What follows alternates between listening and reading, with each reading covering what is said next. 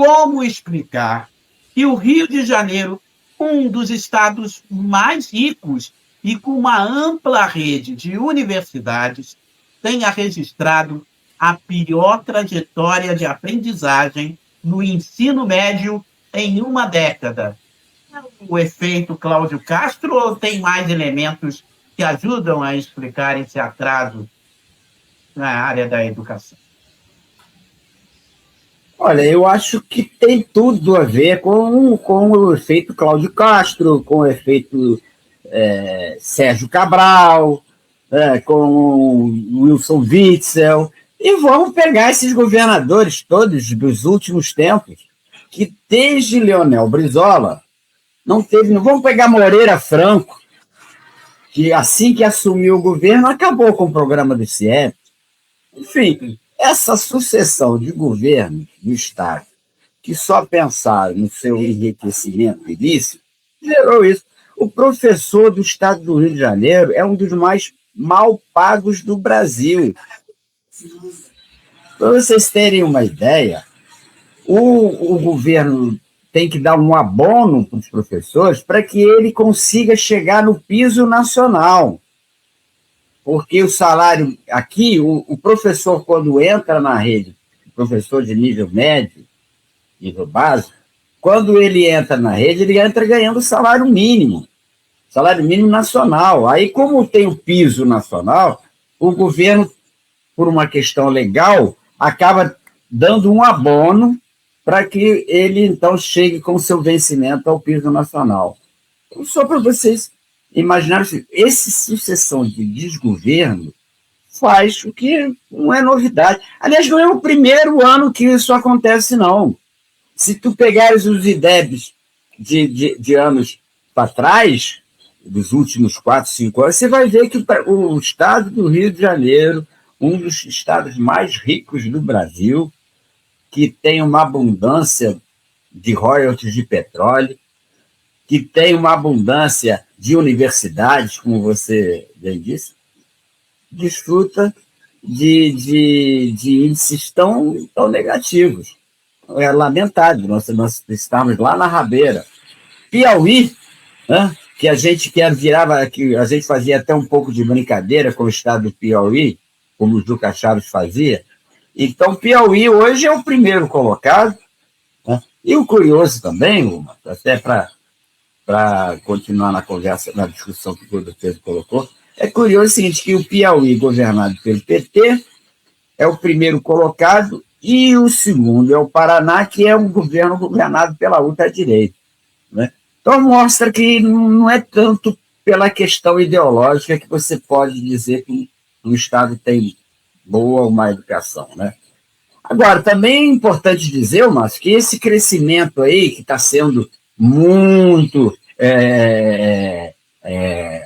enaltecido, é 0,2 pontos por cento, né? Quer dizer, foi um crescimento muito pequeno em termos de avaliação. E que é uma avaliação também que tem que ser questionada, né? Porque um dos itens, que é a questão da aprovação, da aprovação, devo dizer o seguinte, que em muitos estados ainda existe essa fatídica aprovação automática, onde é proibido o professor reprovar aluno, tem que aprovar. Então, esses índices, obviamente, se você não tem aprovação automática, sem a reprovação daqueles que efetivamente não cumpriram, não conseguiram alcançar os objetivos propostos naquele projeto educacional, isso aí só faz melhorar o índice, né? Então, esse é um índice importante, que é a questão da aprovação, né? E nós continuamos amargurando, por mais que tenha você e o governo federal tenha enaltecido, porque melhorou e deve, quer dizer assim, os índices são muito ruins, continuam péssimos, e é como se você, que estava morrendo afogado, tirasse um pouquinho do nariz de fora d'água. Continua morrendo afogado. E outro fato que eu queria registrar aqui, com muito lamentar também que isso não foi colocado, é que também na nossa cidade, em Niterói, nós tivemos ao contrário de hoje, nós tivemos um decrescimento. Nós perdemos ponto em Luiz. Nós passamos a ser, se eu não me engano, vou olhar com mais detalhe, a 70ª cidade no município. É outro absurdo que a gente lamenta profundamente. Porque se o estado do Rio de Janeiro é um estado rico, com muito dinheiro de royalties, Niterói também é uma cidade muito rica.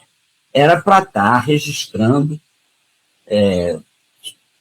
pelo menos um primeiro, ficar entre os três, pelo menos, entre os 3 municípios do estado do Rio de Janeiro que tenha melhores índices. Então, enfim, é muito triste constatar essas coisas. Eu queria estar aqui enaltecendo, falando das maravilhas do processo educacional. Eu, como professor, lamento profundamente. Agora, as causas disso, e já que a gente está falando de programa, é isso aí. Vamos recuperar o projeto educacional, pelo menos naquilo que diz respeito ao ensino integral. Eu acho que isso é uma coisa importante. Acho que a questão do pé de meia é um projeto interessante também, concordando aí com o Godofredo. Só não concordo muito quando ele enaltece demais. Não sei o que o Godofredo tem de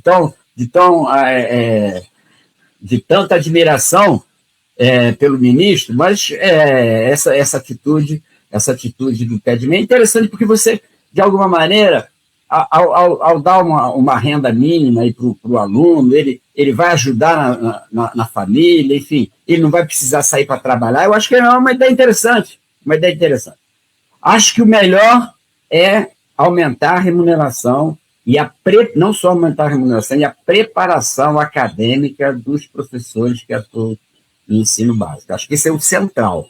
Mas a ideia de dar uma renda mínima para o aluno, para mantê-lo na escola, é bastante interessante. E a questão do tempo integral para o estudante do ensino fundamental e do ensino médio. Eu acho que esses são 2 pontos que eu espero que estejam no programa dos presidenciáveis, ou pelo menos no programa do presidente Lula. Eu ainda não consegui ter acesso ao programa, nem educacional e nem de outros itens.